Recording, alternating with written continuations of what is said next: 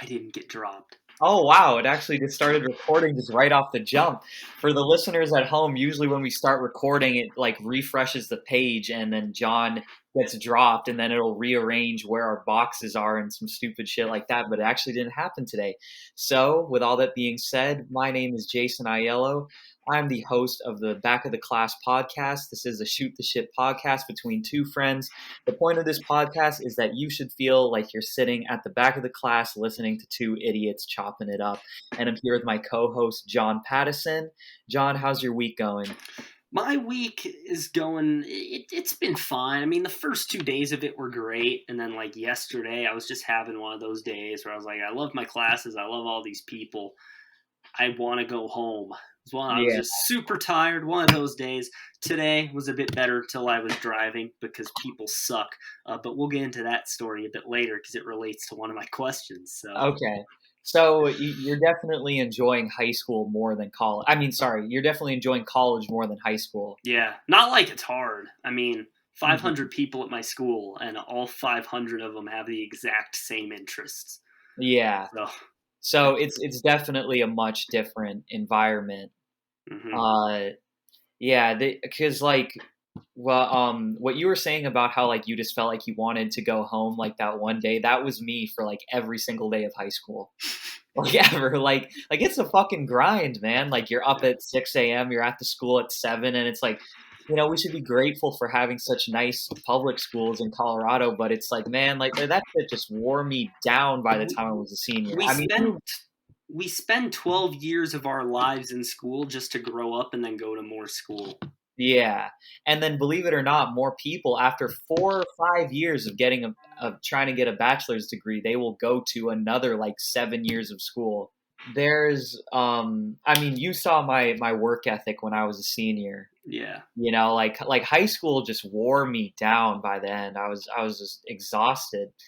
College definitely has a better schedule. Are your classes mostly in the afternoon or morning? it's afternoon, but I always get home. I leave at rush hour, so it's 3:45 to 5:35 on Monday, Wednesday, and then 1:30 to 5:10 on Tuesday, Thursday. So either I stay at the school late to let rush hour pass, or I just deal with rush hour. That's a really, really good schedule. Because you have either a 2-hour day or a 4-hour day, right? And it's only 4 days a week. Yeah, that's a really good schedule. It's 45 minutes away, though, so, like, the drive kind of sucks. Or I guess it's 35. I can probably get it down to just under 30. Mm-hmm. Yeah, so, with all that being said, oh shit, we need to think of a sponsor. Today's episode is sponsored by chess. Fun hobby, shitty career. We're only 3-4 episodes into this podcast and we already have a sponsor. That's why the grind pays off. So with all that being said, let's get right into the questions. I asked first last time, so I'll let you go ahead this time. What's an awful experience that you've had driving? Okay, awful experience that I've had driving. So there's two that stand out in my mind. The first time was when I had my car for about 2 weeks, and I was so excited to see one of my friends that I was whipping my car like I was John Wick in the Safeway parking lot. And I was trying to park, and I made a way too wide turn, and I dinged this old grandma's van. And it cost me $300, that small ding. So that was like the ultimate like ruin my day kind of moment. The other bad experience I had driving, this wasn't something that really happened to me, more of something that I did. Fortunately, this didn't cause an accident, but I just had a lapse in my mental judgment. And so basically I was turning out of a car wash, right? And the car wash is in like the middle of the street, and then at the right end of the street there's a stoplight, and the stoplight just turned green, and so there were a bunch of cars coming straight. And just in a like I was like, oh shit, I have to get on the road, or else I'm going to be sitting here for like 5 minutes. So then I turn onto the road, but then like I don't hit the gas because I'm like, oh, whew, I got on the road. Like, that's a relief. And then keep in mind that like I'm going like 10 miles an hour and cars are coming like 50 miles an hour. And this guy like slams his brakes behind me. He's like, come on, man. I can see him like throwing up his hands in the background because like that was definitely one of the stupidest things I did while driving. And all I had to do for that was that I knew how stupid it was. So I just put up my hand out. I just put up my hand so you could see it in the rearview mirror. I was like, sorry, I know. Sorry, I know I said two, but there was actually three. The last time that I really had a close call with driving was that, for the viewers at home, I used to live in Colorado, and when it snows in the winter, there's a lot of ice on the roads. And I used to have a 30-minute commute to the place that I worked at. I literally get to the last left turn before the last left turn before my work.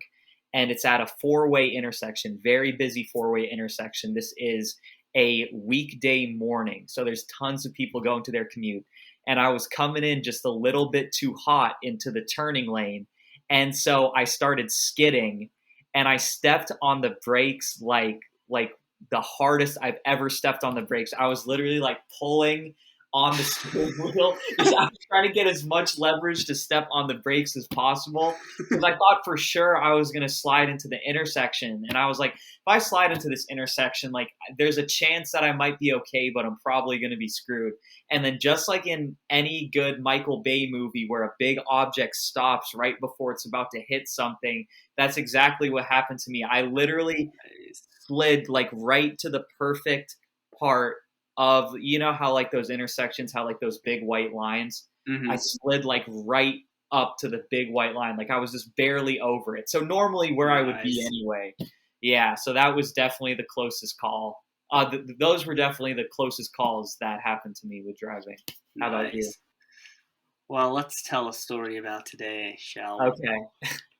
So, coming back from my school, so when I go to my school, I would get on like a certain road, and then I'd take another turn at some point.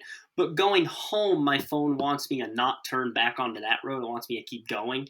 Yeah. So basically, I drive on this road called Yosemite until it intersects with Colfax. Okay. And so it's a major intersection. It's two main roads intersecting into this, and then there's a neighborhood deep on one end, and then like the school and some restaurants the other end. So this intersection brings four major roads together. Well, the moron who made the intersection decided not to put in one of the lights that has the left turn arrow. Okay. So if you're in the left turn lane, especially during rush hour, at a major four-way intersection, and they don't give you an arrow to go, and there's a lot of cars going straight on, what are the odds that you actually get to turn while the light is green? Very low. Very low. So I'm at this intersection, and it was red, and I see like just cars lining up on the other side, and I'm like, well, shit, I'm not gonna be going. Light turns green. All the cars are going. Car pulls in behind me, a couple more cars behind her. But I'm like, oh, great. Now there's more cars stacked up. So now the pressure's even higher on me to go. But I don't want to accidentally get into an accident and make the stuff worse. So I'm like, I'm going to wait here. Cars keep going. Light turns yellow. Light turns red. I didn't get to go. I see the woman behind me throwing her hands up. She's all pissed off. Yeah. As if, I had a choice. And so then I'm like, okay, please this time, just please work. And I see there's about like 6 cars at the intersection. I can see in the back a light has just turned green, like a bit back there. And I was like, okay, if the light turns green in the next 5 seconds, there will be enough of a window for me to go between these cars. Yeah. I kept waiting. It didn't change. So that whole intersection back there, that they started coming up, they backed up. Light turns green again. All the cars are going, and I'm like, God damn it. I'm not going to get to go again. Yeah. Light turns yellow again. I still haven't gotten a chance to go. And I'm a very safe driver. Like, I don't like to inch out into the intersection. So I'm staying behind the line. And Woman behind me is pissed even more so. Like, I Yeah. can tell she's like cussing in the seat and all that. So pissed off. Looked like she was ready to get a shotgun and just shoot me. Light turns green again, and this bitch has the audacity to honk as if I could actually go. Yeah. So I'm sitting there, I'm like, all right. Now I'm pissed. I was having a good day too. And so the cars keep going. I was like, I don't like trying to rush the yellow, but I'm about to make an exception. Mm-hmm. So the light turns yellow. I go real fast. So I'm both done with the light, and B, I get the satisfaction of getting to see that woman stuck at the light one more time as I drive off. Oh, that's funny. And you got her back for being impatient with you. I did. Like, that's what you get, you dick. Yeah. There was one time when I was at an intersection going left turn, and I was actually with one of my friends. He was driving, and this lady in front of us, the light turns green, and she gets out of her car and starts like looking at her tire. And then like she's like, "Guys, I'm sorry," and there's like 8 cars behind her. And so we missed the light because this fucking lady like had to. I don't know what she was doing. She was like also looking for something under her seat. It was weird.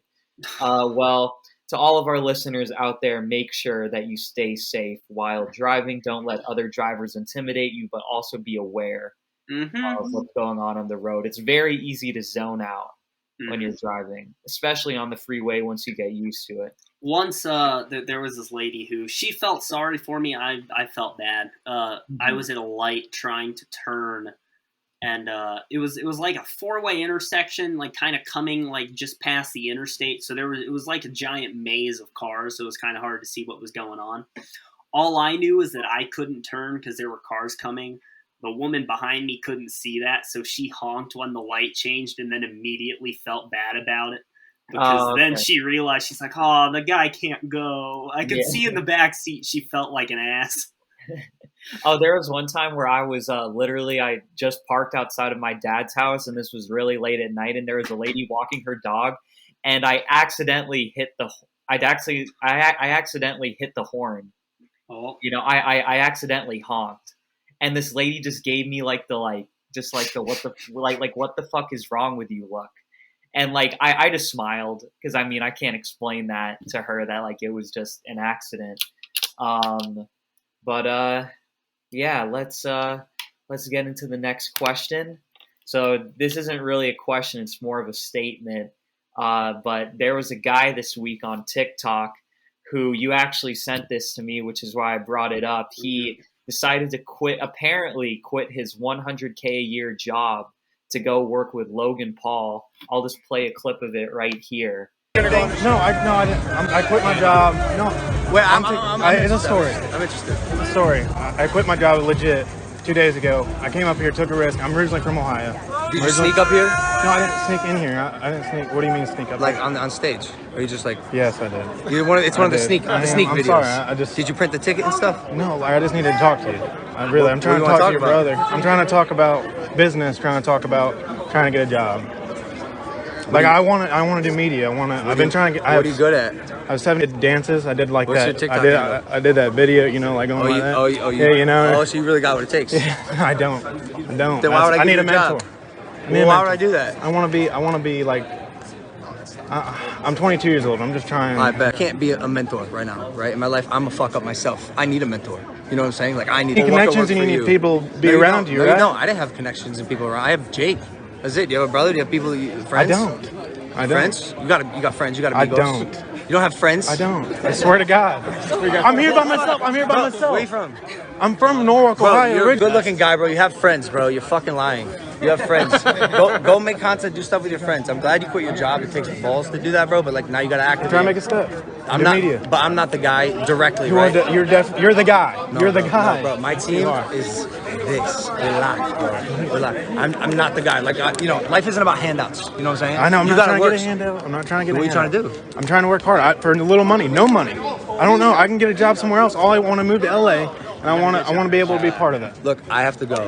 If you really are serious about it, bro, serious. you should move to LA and just like you approached me, start making connections with every single person I you will. meet in LA. I'm serious. That's I it. will. I've always said this. If you're charismatic and you can talk to someone, you can make it in LA. Yes, sir. Yeah, that's my So I just wanted to ask you, like, what do you think of this, and what do you think of this guy? Well, see, we live in a strange world. Mm-hmm. I never thought that I would say that Logan Paul was in the right, but I think he definitely was, and also I think he had, shockingly, this is the guy who recorded a guy hanging on a tree while he was hiking. Yeah.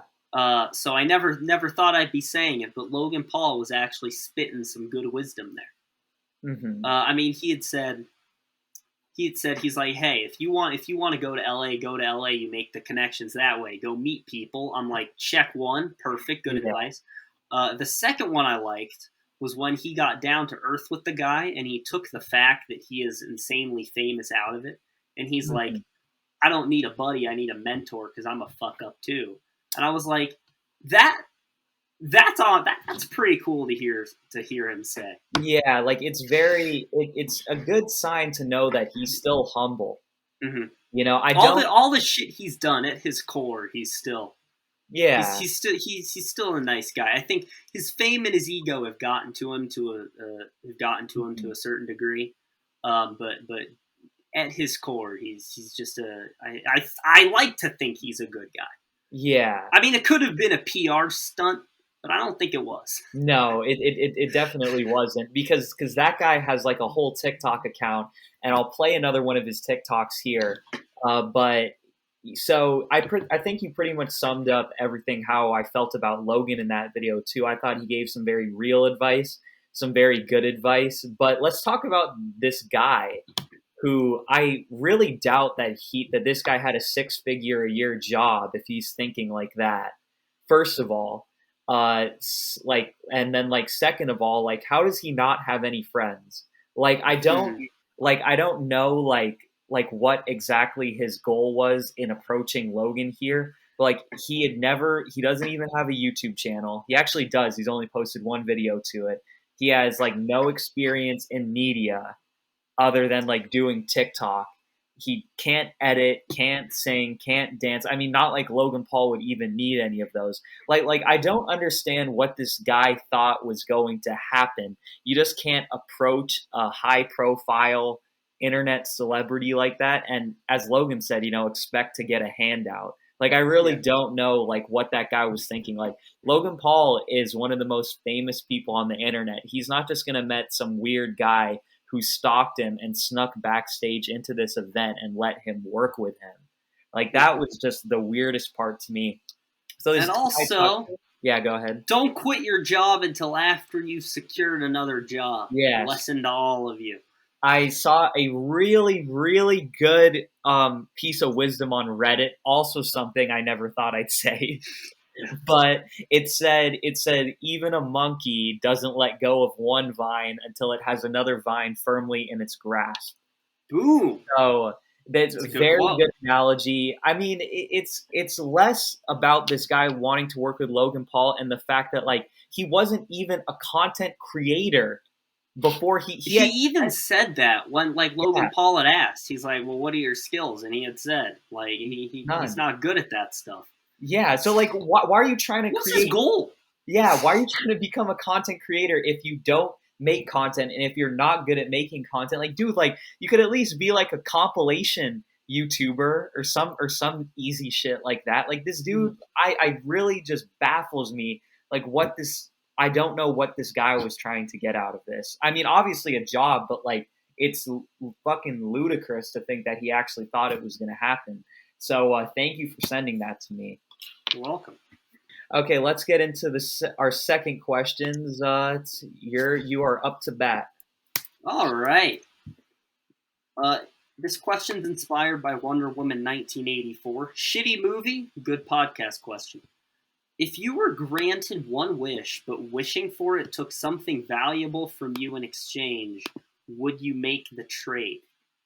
Now, if you want an example, like in Wonder Woman, she gets Steve Trevor back, but she loses her powers over time. That's kind of how it So, worked. do I get to choose what I give up? Nope. Okay. You just lose something from it. So I also don't know what I'm going to lose. Yeah. But you can have anything you want. You don't know what you're going to lose, but it's something valuable to you. Because what I'm thinking about is that if I lost my hearing or vision, like no amount of money could make up for that. Mm. Yeah. Okay. See, like, that's a good question because it can be taken in a lot of ways, right? Like, there's a million things you could lose. It could be I lose my AirPods, or I lose my water bottle, or it could be like, oh, you lose your dad, So, man, that's a tough one, but I could have anything I want, right? Anything. The Man. sky is the limit. No, you don't. The sky's not even the limit. You can go beyond the sky with this. Anything you want. Okay. I guess I got to take the risk because if I could have anything I want, there are some pretty important things to me that I could lose. But if I choose the right thing, I could like die knowing that like I chose the right thing. Like if I chose to end poverty, but then I lost someone important to me, honestly, I'd still feel pretty good. How about you? Oh, I'm the opposite of you. You wouldn't. I don't think I could do it. Yeah. I mean, realistically, I would, but I like to think I wouldn't.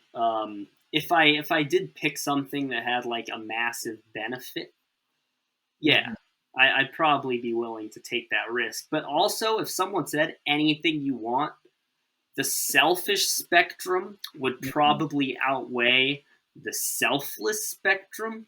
Yes. To a degree that it would result in doing more harm than good. Mm-hmm. So I'm going to go with that I wouldn't make that trade. Well, good on you, because I don't think many people could do that, including me. Who knows, if I was really presented with the opportunity, I might chicken out. But my next question for you is, what is a scary story or movie or just anything in that realm that traumatized you as a kid? Holy shit, yes, I got one. Okay. I cannot take out the trash in the dark without getting scared. Okay. Because when I was younger, we were watching an episode of Criminal Minds at night. I could probably handle it. I say that. I don't think I could handle it now. I watched Hereditary, just quick tangent. There's a scene that's an awful movie. I love that movie. Oh, sorry. I mean like awful in a horror movie way, but I like it. Oh yeah. Yeah. There's the part where the mom is like in the corner. Yes. Like, yeah. Last night, my computer was plugged in and the green light from the charger was really bright. And I was laying in bed and I was like, I can't sleep with this. And I was scared to walk the 4 feet to go unplug it because I thought the mom from Hereditary was going to be in the corner of my room ready to attack me. Oh, okay. So I get scared of things easily. So when I was little, we were watching we were watching an episode of Criminal Minds. Mm-hmm. And it was this woman had been found dead. And so this one person was like, I'm going to go investigate the house. So she's there at night with a flashlight kind of checking things out. And the next door neighbor he's like, what are you doing? And she's like, oh, this is where so-and-so died. I'm just getting some evidence. And she turns her back to him to go look around. And he silently walks through the gate and then kills her. Oh, wow. Okay. So anytime I go outside at night to take out the trash, I either bring my dog or I sprint faster than I've ever sprinted to get back inside because I feel like someone is going to do exactly that. I see. For me, man,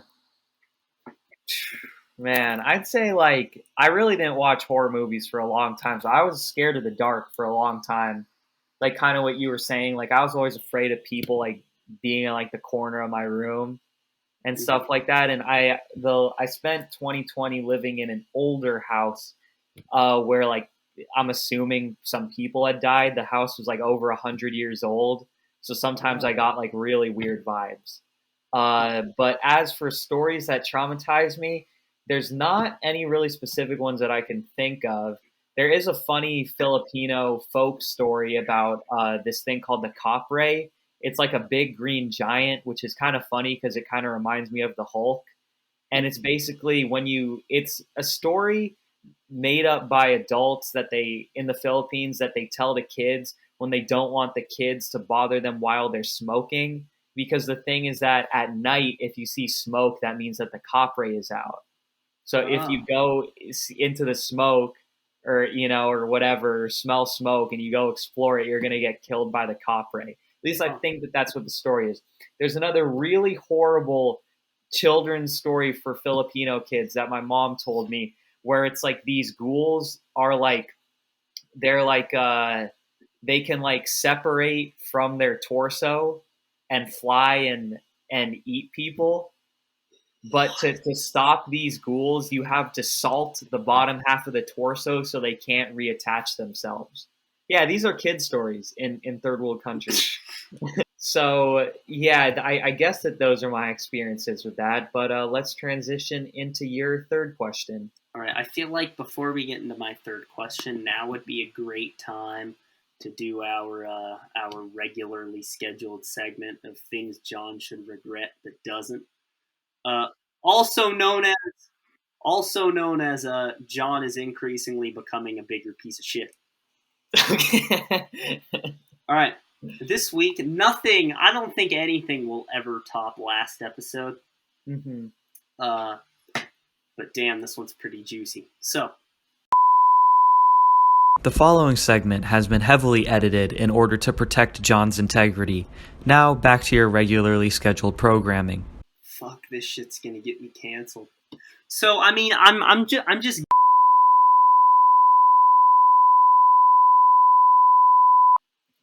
Damn, he's keeping it real. He's keeping it real.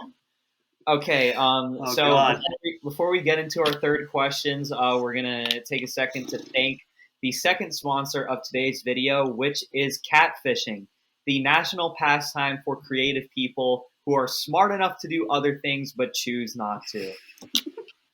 So, with that being said, thank you to catfishing. And what's your third question for me, John? Let's stay on the topic of what I just we can relate this in like a way to my my story. That segment actually topped your story from last week because last week was just a story when you were just asking out some people like that was like fucking two in the same family. We didn't think I could top it, and I topped it on week 2. Yeah. Oh, I can't wait to see where this goes. All right, my question: if possible, would you rather like to meet and get to know the love of your life right this instant, or would you wait for things to play out naturally? Oh, definitely wait for things to play out naturally. Because I'm at a point where a relationship is not crucial to me. If I was 40 and you asked me this question, I'd definitely say bring her to me, or maybe even 30. But at this point in my life, I'm definitely just cool to just see how things play out. I think that'd be very interesting. I'll wait. I'll wait for it to happen. Have some fun, enjoy my youth. I'll get there eventually. You have a very confusing moral code, John. Dude, I don't have a moral code. You draw the line all over the place. My lines are just the most confusing things. But it's kind of funny that you told that story because my third question is actually specifically just for you. I don't have an answer. Oh. It's what is your ultimate goal for film school, like other than getting a degree? Okay. Well, so our school does like kind of its own mini Oscars. Okay. I kind of want to win one of those. A best script one would be cool. Yeah, that would be because you're a screenplay major, right? Screenplay and directing? Writing and directing. So the script I wrote, it's a 7-page script right now. Mm-hmm. This is the one I got the crew together for. Mm-hmm. It's a love letter to the interrogation scene in The Dark Knight. Okay. because that's my favorite scene of all time. So it's kind of a love letter to it. It's an interrogation between this detective whose moral compass is almost as fucked as mine, interviewing a serial killer. Okay. And so they talk, and it goes from like an interrogation to kind of a conversation. And the serial killer is trying to kind of recruit this cop and kind of mind fucking. Okay. Yeah. So I need to go through and do another draft of it, cut some things out, add some things in. But that's I'm pretty proud of that script so far. So getting an award from your school's like Oscars would be like for right now, like that's probably your biggest goal. That's short-term goal. Yes, that's Yeah. my short-term goal. Speaking of interrogations, have you seen College Humor's Batman interrogation? I've seen a lot of the College Humor Batmans. They're very funny. One of my favorite ones is when he gets confronted by Scarecrow, and he's being really scared of weird stuff. Yeah. I probably have seen the interrogation, but I don't remember it. Okay, I'm going to send it to you, and then you can decide which clip you want to put in to represent. Okay, for sure. All right. You wanted me. Here I am. I didn't want you. I don't even know who you are. Where's Dent? I don't know who Dent is. I think you broke my balloon tying hand. You're garbage who kills for money. No, I'm Wiggles. Garbage is a different clown that works the East End of... Ah, Where's Dent? I don't know. I was hired by Leo Bonner for his son's birthday. I do close-up magic. Ah! I have one rule. I am so sorry I broke your rule, Giant Bat. All I drank was 2 beers and some cooking sherry. Which is? Some fortified wine. Ah! Oh, great Scott, come on!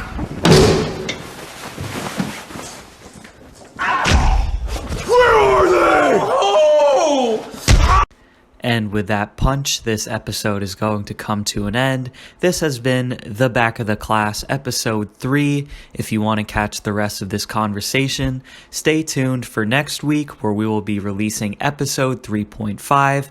Again, if you want to listen to more of this podcast, make sure to subscribe to this channel and check out our other videos. And all of me and John's socials are going to be in the description.